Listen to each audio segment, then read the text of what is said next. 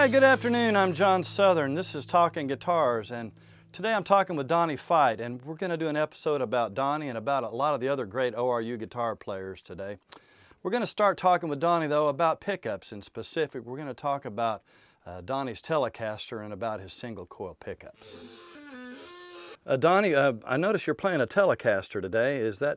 I guess that's your favorite guitar. Why is that, and what are the pickups like on the Telecaster? Well, I tell you, I bought this Mexican 1969 Telecaster thin line reissue a few years ago, and it had some pretty bright sounding pickups that I wanted a more full sound, and I've heard very, very good sounding Telecasters before, so I went to Seymour Duncan and purchased some 50s style Telecaster pickups, and these are made in America, so I put American pickups inside of a Mexican guitar, and I really like it. It's got a little bit warmer sound than it used to.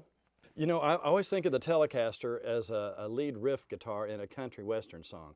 I can tell when I hear a lead in a country song, oh, that's a Telecaster, and they're probably playing it through a twin reverb with JBL speakers.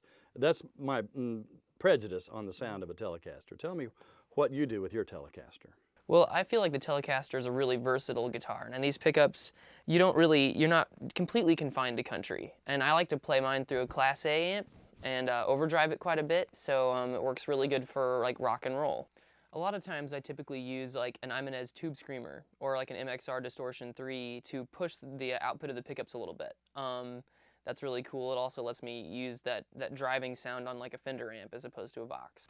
So Donnie, what we're going to do is we're going to hook up the volt-ohm meter.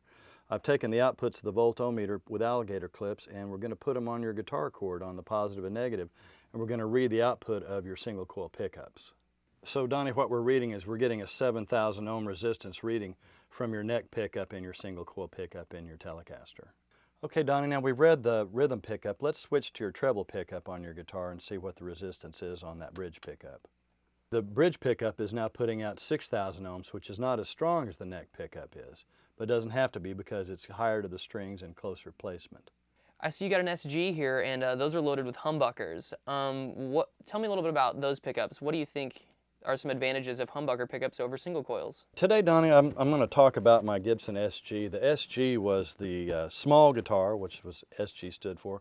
It came out about 1961 after the original Les Paul guitar was discontinued temporarily, about the time Les Paul got his divorce from Mary Ford. The SG was done to make a lighter weight body, but it still had the humbucker pickups. Now, the humbucker pickups came out as a response to the single coil pickup, which when you turn your guitar different directions, north and south, you get a hum in a single coil, but the humbucker you don't have that problem with. And also the humbucker is a little bit of a louder pickup, even though it's darker in quality, which means it has more bottom end and less brilliance in the highs and lows. The primary difference in the single coil pickup, Donnie, and the humbucker pickup is that there's actually two single coil pickups side by side in the humbucker case, and the magnetic fields are turned opposing each other, so they cancel out the hum and the magnetic direction problems that you get with a single coil pickup. Okay, Donnie, let's check the resistance on the SG with the humbuckers and see what it reads. This is the volt-ohm resistance on the rhythm pickup or the neck position humbucker pickup on the SG. So Donnie, we're reading 7,500 ohms on the bass pickup here, which is a little bit hotter than the one on your Telecaster. Now let's switch over and let's read the reading on your treble pickup here. That one's reading 11,000. Now that's really hot. It's probably going to drop to where it's a muddier sounding pickup, but it's going to have a lot more output. It'll be a lot hotter output pickup than the other one. Those Angus Young AC/DC kind of licks. I guess so. It's really overdriven. You know, we talked about the single coil pickups and we've talked about the humbucker pickups, but there's another pickup that's kind of in the middle. It's called a P90. What do you think about the P90 pickups, Donnie? All right. What we have here is an Epiphone SG with a P90 in it, and I really prefer P90s actually because I like 60s rock tone, and what we have here is a pickup that's a little bit higher output than a single coil. It gets a nice bite to it, but it's also clear and distinct in comparison to a humbucker. Let's go ahead and use that volt-ohm meter and check out the reading on this P90 pickup. Okay, Donnie, let's check the resistance on the P90 pickup and see what it measures. Aha. This one's reading about 6,500. output. So it's Right right in the middle. between the treble pickup and the bass pickup on the other guitar, which is good because it's doing double duty on that guitar. It's right kind of in the middle of both positions. So 6500 would be about a perfect reading for that pickup to have that output. It's also much closer to the strings of them than those pickups are. Right, so it's a little bit louder also.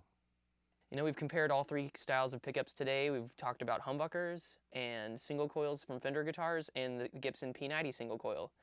And they're all different and they all sound unique in their own ways. And, you know, it's hard to choose between one, so it looks like we should just get 3 guitars each. And we'll be back with Talking Guitars and another Oral Roberts University student right after this. Walter.